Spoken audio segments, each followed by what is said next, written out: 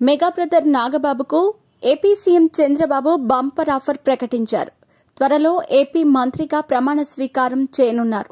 తాజాగా కూటమి తరపున 3 రాజ్యసభ అభ్యర్థులను ప్రకటిస్తూ నాగబాబును కేబినెట్లో తీసుకోబోతున్నట్టు ప్రకటించారు. మరి దీనికి సంబంధించిన పూర్తి వివరాలు ఇలా ఉన్నాయి. ఆంధ్రప్రదేశ్ డిప్యూటీ ముఖ్యమంత్రి జనసేన అధినేత పవన్ కళ్యాణ్ సోదరుడు నాగబాబుకు త్వరలో ఆంధ్రప్రదేశ్లో కేబినెట్లో చోటు దక్కనుంది.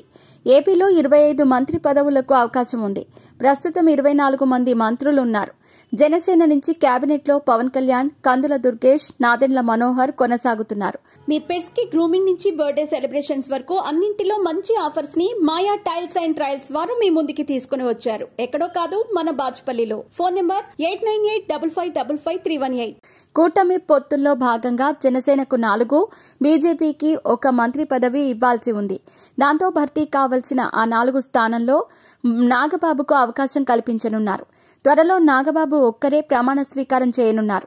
ఒక రకంగా చూస్తే మెగా కుటుంబం నుంచి అటు అన్నయ్య చిరంజీవి రాజ్యసభ సభ్యుడిగా ఉంటూనే అప్పటి మన్మోహన్ సింగ్ మంత్రివర్గంలో పర్యాటక శాఖ సహాయ మంత్రిగా బాధ్యతలు నిర్వహించారు. ఆ తర్వాత పవన్ కళ్యాణ్ జనసేన అధినేతగా ఏపీ డిప్యూటీ సీఎంగా బాధ్యతలు నిర్వహిస్తున్నారు. ఇప్పుడు అదే ఇంటి నుంచి మెగా బ్రదర్ నాగబాబు త్వరలో ఆంధ్రప్రదేశ్ చంద్రబాబు మంత్రివర్గంలో కేబినెట్ మంత్రి కాబోతున్నారు. ఒక రకంగా ఒకే ఇంట్లో 3 వ్యక్తులు కమ్ హీరోలు మంత్రులైన ఘనత కొణిదెల ఫ్యామిలీకే దక్కుతుంది. ఈయనకు ఏపీలో పవన్ కళ్యాణ్ నిర్వహించే కొన్ని శాఖల్లో 1, 2 కీలక శాఖలను నాగబాబుకు అప్పగించే అవకాశాలున్నాయి. ప్రస్తుతం మెగా బ్రదర్ ఏపీ శాసనసభ సభ్యుడు కాదు. దీంతో ఏపీలో కూటమి ప్రభుత్వం త్వరలో నాగబాబును శాసన మండలికి పంపించి మంత్రిని చేయనున్నారు. మరోవైపు 3 రాజ్యసభ స్థానాలకు బీజేపీ నుంచి 1, టీడీపీ నుంచి 2 కూటమి అధిష్టానం ఎంపిక చేసింది. టీడీపీ నుంచి బీద మస్తాన్ రావు, సానా సతీష్ పేర్లు ఖరారయ్యాయి. ఇక సానా సతీష్ జనసేనకు తరఫున గత ఎన్నికల్లో కాకినాడ నుంచి పోటీ చేయాలని అనుకున్నారు.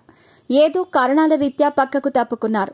ఒక రకంగా పవన్ కళ్యాణ్ జనసేన కోటాలో టీడీపీ తరపున సతీష్ ఎంపీగా రాజ్యసభకు వెళుతున్నారు.